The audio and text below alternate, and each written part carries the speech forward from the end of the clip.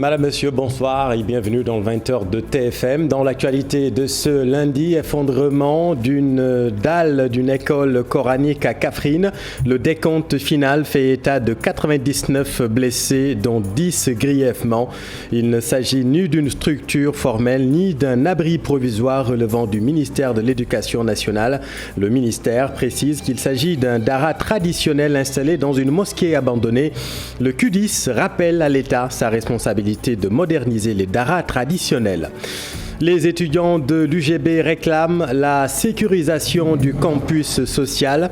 La mort de Seynabouka Diallo hante les esprits 72 heures après la découverte macabre. Les résultats de l'autopsie sont toujours attendus.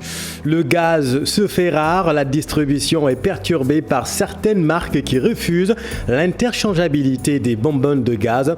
Une légère tension se fait sentir dans certains quartiers de Dakar. Reportage à suivre. Et puis en sport, Sénégal-Égypte, la belle ce mardi au stade Abdoulaye Wade de Diamniadio.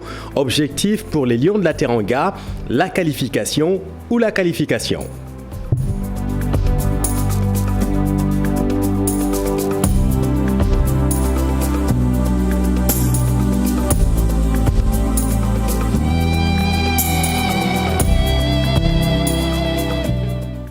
Le bâtiment était une mosquée abandonnée à Kaffrine et transformée en dara par un maître coranique selon l'Éducation nationale. Il ne s'agit ni d'une structure formelle ni d'un abri provisoire relevant du ministère. L'accident survenu hier à Kaffrine a fait près de 100 blessés, dont 10 grièvement.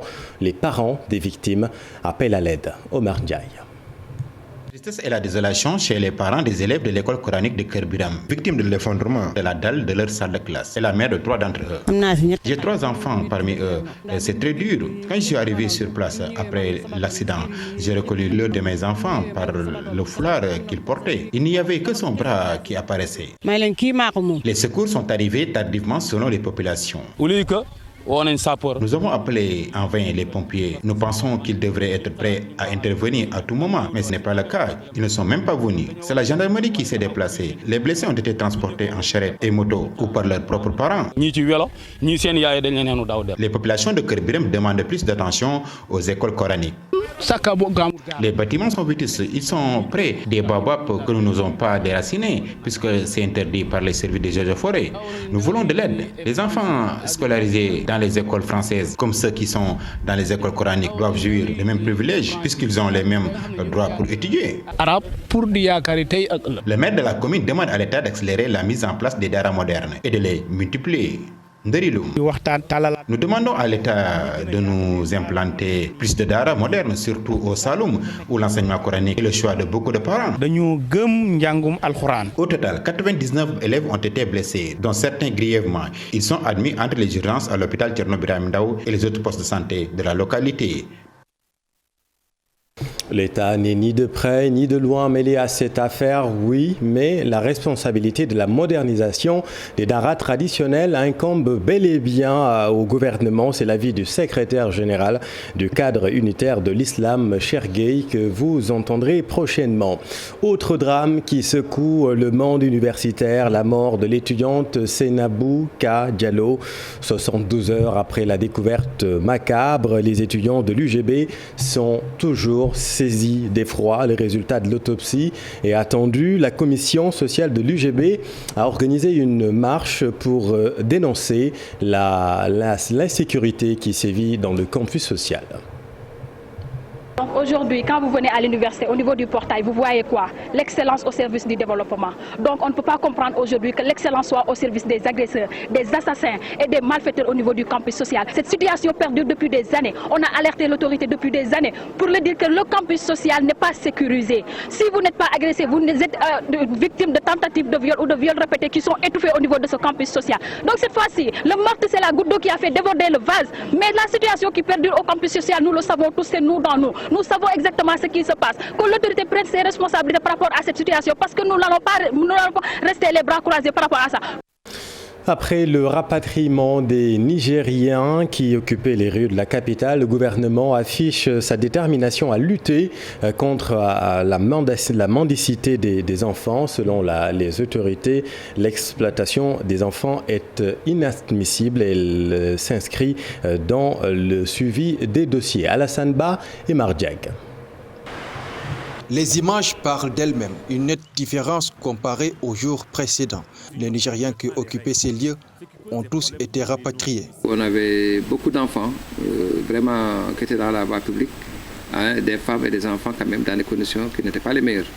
Alors il y a eu donc à ce niveau-là, quand on a été informé, on a quand même pris des dispositions en rapport avec les autorités, les représentants, effectivement, qui ont déployé la situation. Les Nigériens ont le droit d'aller et de venir au niveau du territoire sénégalais parce qu'il se trouve qu'ils évoluent dans un espace, l'espace CEDEAO. Et même au-delà de l'espace CEDEAO, ce sont des Africains. Et le président Macky Sall se trouve être le président en exercice de l'Union africaine. Donc les Nigériens sont venus ici et on a remarqué qu'il y avait de l'exploitation des enfants. Même si les gens ont le droit quand même de circuler dans l'espace communautaire, quand même qu'on soit au Sénégal ou en dehors du Sénégal, il faut quand même que chaque fois que quelqu'un se déplace, qu'il respecte les lois et les règlements de ce pays-là. L'opération n'a pas été facile à cause de la barrière linguistique. Ce sont les autorités nigériennes qui ont pris l'initiative de rapatrier leurs compatriotes. Donc on a pu travailler avec l'association des Nigériens au Sénégal ainsi que l'association des étudiants et stagiaires nigériens au Sénégal qui nous ont servi d'interprètes avec l'ambassade aussi du Niger au Sénégal. Quand on a pris ces gens-là et qu'on les a mis dans des centres, c'était pour lutter contre la maltraitance d'abord, mais aussi restaurer des droits qui sont inhérents à l'être humain. Le gouvernement du Sénégal est déterminé à lutter contre la mendicité des enfants. Le sous-préfet de Dakar Plateau juge.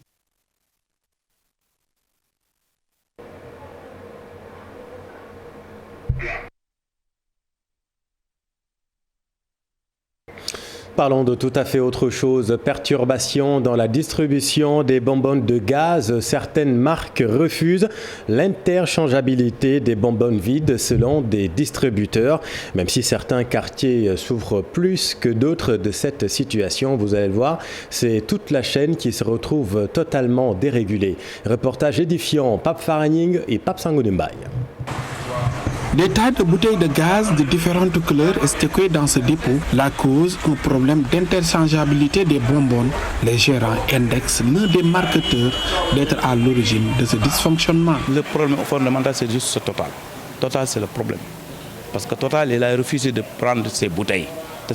Il a presque 200 000 bouteilles sous les autres marketeurs. 200 000 bouteilles.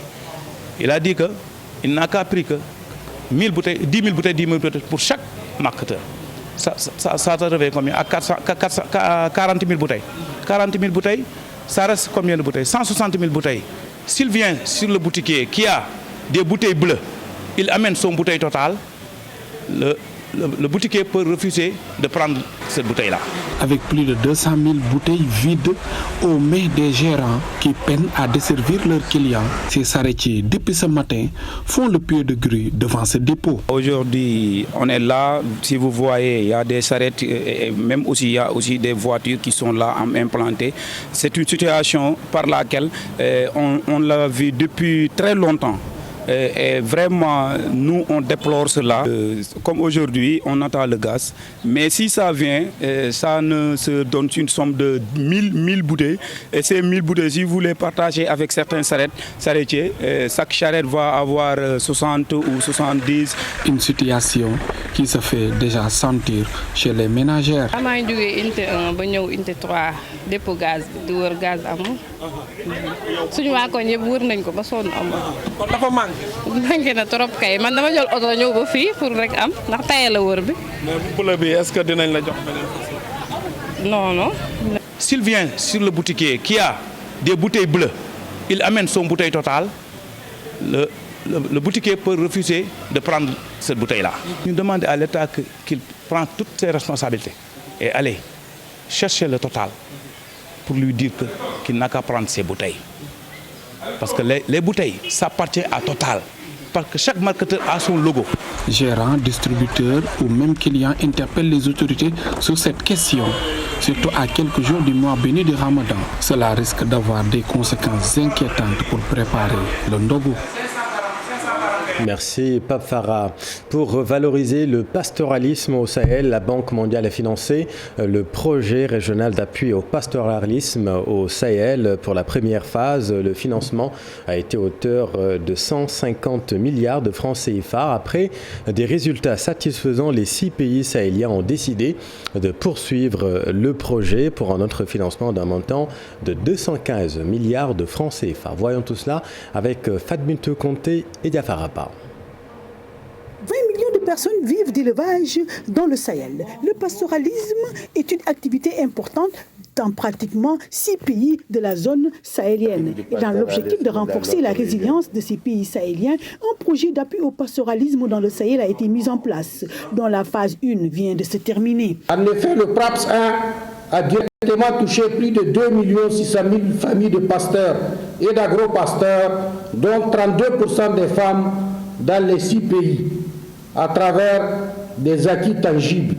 398 points d'eau, 89 marchés à bétail, 183 unités vétérinaires.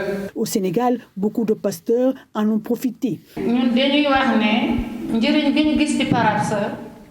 Nous qui avons bénéficié de ce projet, nous sommes vraiment satisfaits. Cela nous a beaucoup apporté sur tous les plans. Vraiment, nous remercions tous ceux qui nous ont aidés à pouvoir avoir au moins accès à ce projet.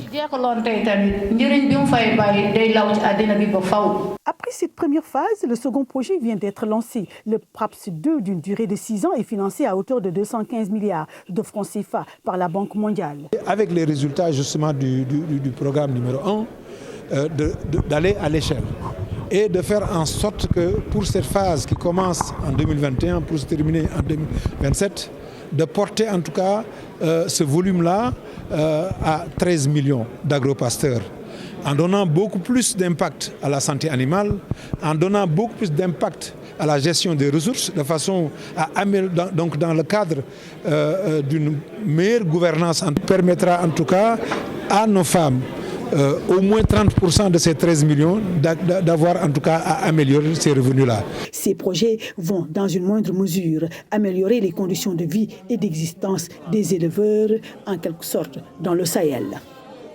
Manque d'eau à Taten Mambara, c'est dans la commune de Noto Djobas, dans le département de Thiès. Situation rendue très difficile par la panne du forage depuis plusieurs mois. Charanta Diop, c'est la reportage. Bambara, dans la commune de Noto Djobas, ce village est en train de vivre une difficulté en matière d'accès à l'eau potable. Le forage qui approvisionnait les villages de Taten Bambara, Tepdal, Kersadaro, Tchokol et Got est en panne depuis quelques semaines. Il y avait non seulement les rivières où il y avait de l'eau était de l'eau de surface, mais avec les années récurrentes de manque d'eau en hivernage, ça a fait que les puits ont tari. Et nous avons profité d'un forage pour accéder à l'eau. Malheureusement, depuis l'affectation de la gestion de ce forage à une organisation appelée Aquatec, le village n'a jamais accédé à l'eau. Et aujourd'hui, nous sommes dans une école où nous avons un partenaire qui a bien voulu nous aider en nous appuyant à construire une classe. Aujourd'hui, cette construction est bloquée parce que le village n'a pas d'eau. La présidente de l'association humanitaire Maïmondokho invite les autorités locales et étatiques à se joindre à elle pour aider ces populations. Non, il n'y a pas d'eau. Ça, c'est terrible pour nous de voir ça. Et nous faisons un grand appel à tous les partenaires municipaux, gouvernementaux, des partenaires qui puissent venir ici aider ces populations à avoir un réseau d'eau potable et un réseau d'eau permanent. L'eau, c'est la vie. Sans l'eau, tout se meurt. Selon le chef de village, ce manque d'eau est en train de régresser le mieux vivre des populations de Taten Bambara et environ. Le programme d'appui à la compétitivité en Afrique de l'Ouest, PACAO, compte renforcer la compétitivité des filières mangue et oignons dans les régions de la Casamance naturelle. Selon Oulimata Sarfal, coordonnatrice nationale du PACAO au Sénégal, elle était à Kolda à l'issue d'une tournée nationale. Ses propos recueillis par Abdoulaye Diallo. D'une tournée que nous effectuons dans la Casamance naturelle, pour présenter le programme d'appui à la compétitivité en Afrique de l'Ouest, volet Sénégal, le programme financé par l'Union européenne pour renforcer la compétitivité des producteurs qui sont dans les filières mangue et oignons, faciliter leur connexion durable au marché, les appuyer également dans la génération d'activités beaucoup plus rémunératrices et créatrices d'emplois au service de leur communauté. Donc, nous sommes à Kolda pour présenter le projet aux autorités territoriales, mais également surtout aux services techniques avec qui nous envisageons vraiment de collaborer ensemble, donc en étroite relation, au service des filières qui sont bénéficiaires de l'intervention. La Casamance a été sélectionnée naturellement au regard de l'importance de la production de mangue dans la localité. Donc, le programme accompagne les filières mangue et oignons et nous savons que la Casamance naturelle est vraiment le vivier de production de mangue au Sénégal. Et donc, l'objectif, c'est aujourd'hui d'accompagner les organisations de producteurs de la région de Kolda, notamment, à se regrouper autour d'une société coopérative à vocation commerciale forte, regroupant des organisations de producteurs mais également des membres individuels et de leur permettre de mutualiser toutes leurs ressources, leurs énergies envers la commercialisation pour être plus performants, que ce soit sur le marché national mais également sur le marché international. Dans l'actualité également, affaire de la tuerie Boffa-Bayotte, une semaine après le début du procès, pas d'avancée majeure. Selon maître Mamadou Kourissène, avocat de la défense, le dossier traîne. Des témoins défilent à la barre alors qu'ils ont bénéficié d'un non-lieu, ce qui serait contradictoire. Reportage Boubacar Diassi et Lamine Mantiank. Après le début du procès des prévenus, dans le cadre de la tuerie de la forêt du Bayotte-Est en janvier 2018, certains avocats restent encore sur leur faim. C'est le cas de maître Mamadou Kourissène. Écoutez, on est en train de suivre l'interrogatoire des accusés et de certains témoins. Mais l'élément le plus marquant, c'est la dénégation systématique des accusés. Des témoins qui, pour l'essentiel, ne nous apportent pas grand-chose.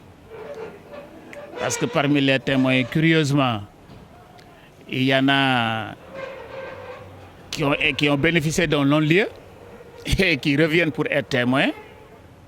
Évidemment, ils ne disent pas autre chose que ce qu'ils avaient dit quand ils étaient entendus comme accusés. Et en tant que tel, il ne nous apporte pas grand-chose. Donc c'est un dossier, pour l'instant, qui traîne. À ce jour, une douzaine d'accusés a subi l'interrogatoire devant la barre. Il reste juste quelques-uns, dont certains sont très populaires. Pour l'instant, comme vous dites, il y a peut-être certainement des accusés de qui on attend beaucoup de choses, parce que qui ont une certaine renommée. Mais enfin, je suis pas sûr que nos attentes soient totalement satisfaites. Mais enfin, nous allons attendre parce qu'ils seront entendus au fond à côté de leurs avocats et les autres avocats aussi qui sont consultés pour les autres accusés vont leur poser des questions. Peut-être qu'on arrivera à leur sortir quelque chose du ventre. Au total, une cinquantaine de personnes a été interrogées devant la barre. Merci Boubacar. Venons-en à notre reportage découverte dans cette édition. La réplique du trophée de la CAN 2022 remporté par le Sénégal, copie conforme du trophée officiel. Une coupe moulée dans les ateliers d'un artisan bijoutier au Sénégal. On s'y tromperait presque entre l'original et la copie. Une vraie prouesse du savoir-faire sénégalais. C'est un sujet réalisé par Abdoulaye Cissé. Est certifiée Confédération africaine de football. L'autre est tout juste une prouesse d'une imitation presque parfaite du trophée soulevé par le Sénégal à la finale de la CAN 2022. L'auteur de cette imitation, Pape Makhtar Thiam. En 2016, Pape Makhtar Thiam était déjà sacré meilleur artisan savoir-faire du Sénégal. La Coupe d'Afrique des Nations l'a inspiré pour son œuvre. C'est un symbole pour le Sénégal. On y a travaillé avant la CAN et le Sénégal a finalement été sacré. Nous l'avons fait à la perfection, au détail près. L'objectif est de marquer l'année du sacre du Sénégal et que la coupe trône sur toutes les étagères dans tous les foyers. Une façon aussi de soutenir l'artisanat et la production locale. Le Sénégalais est créatif. Il nous manque juste la reconnaissance de nos dirigeants. Voyez-vous, on est prêt à valoriser tout ce qui vient de l'étranger, mais jamais pour soutenir nos artisans. C'est connu, nul n'est prophète chez soi. En marge de la CAN, une association d'artisans sénégalais a organisé une foire au Cameroun. Le ministre camerounais des Sports a déjà honoré les artisans sénégalais et tient son exemplaire de la création artistique. L'artisan Pape Martartiam voit déjà tellement grand qu'il produit une coupe géante avec un frigo incorporé dans le ventre de l'ouvrage. Il rêve de voir son œuvre trôner dans les coursives du stade Abdoulaye Wade du Sénégal. Pour le moment, les autorités du foot ne semblent pas encore sensibles à son art. L'artisan poursuit son rêve, le rêve caractéristique de l'artiste. Magnifique Abdoulaye, merci beaucoup. Le stade Abdoulaye Wade sera transformé en chaudron ce mardi pour ce qui peut être considéré comme la belle rencontre entre Sénégal et Égypte, match qui se jouera à guichet fermé. Beaucoup de supporters sénégalais vont faire le déplacement à cette occasion. La gendarmerie nationale a établi un plan de circulation aux abords du stade Abdoulaye Wade de Diamniadio. Voici le colonel Abdou Ndao. Les spectateurs qui viendront de Dakar vont quitter l'autoroute à péage par la sortie 11 que vous voyez ici. Ils vont donc suivre la route jusqu'à hauteur du rond-point et ils font le tour vers la sphère ministérielle pour aller à l'est et puis arriver ici, au niveau des deux voies, il y aura des gendarmes. Donc, pour les orienter en fonction du macaron détenu, soit vers le parking extérieur que vous voyez ici, soit ils continuent pour entrer ici vers le parking VIP, ou alors ils font le tour pour venir entrer par le parking officiel ici. Donc cette route ne sera empruntée que par ceux qui détiennent un macaron. Pour ceux qui viennent de Mbour, ils vont sortir de l'autoroute comme pour aller au CICAD. Vous suivez la flèche ici.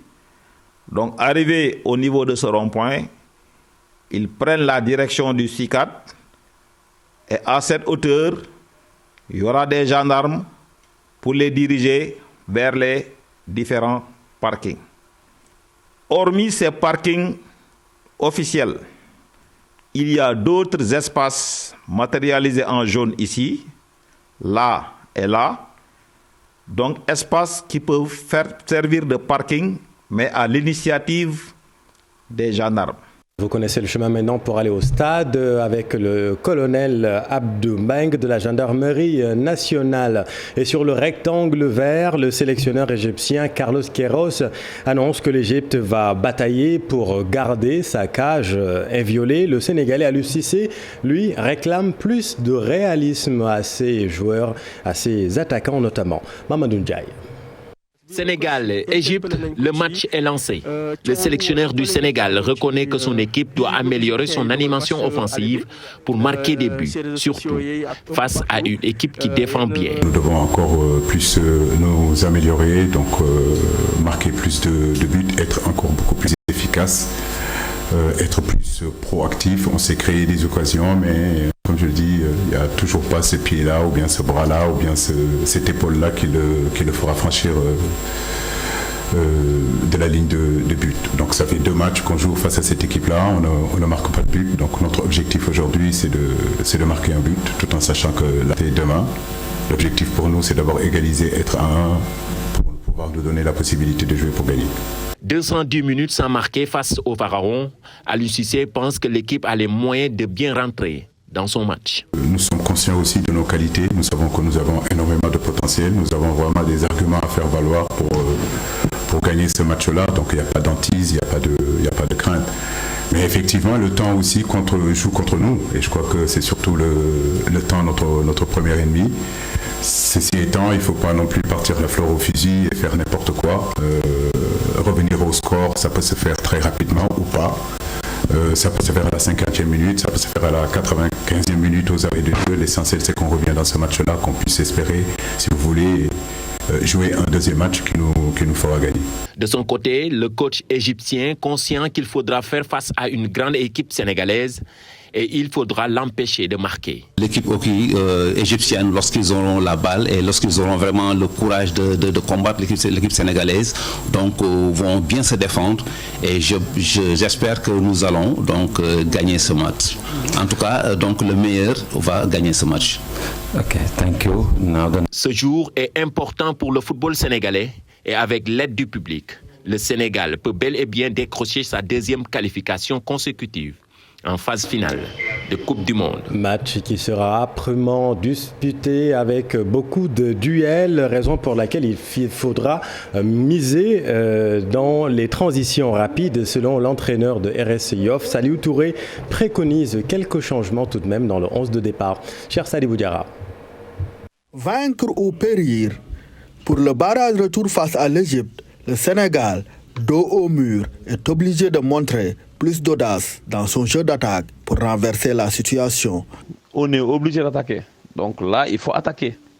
Donc il faut éliminer les 3 récupérateurs et jouer avec au minimum deux milieux offensifs pour vraiment créer le jeu au niveau de l'attaque et vraiment accompagner l'attaque parce qu'on a une attaque pratiquement à 3.